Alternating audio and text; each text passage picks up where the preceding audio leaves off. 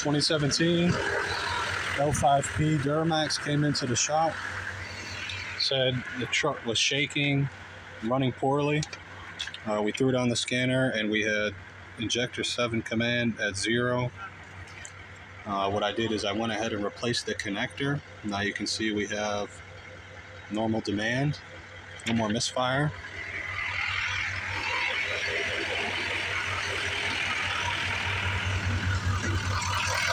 It's right up in there. You can see it's still got to get all put back together and tidied up. That's what fixed it.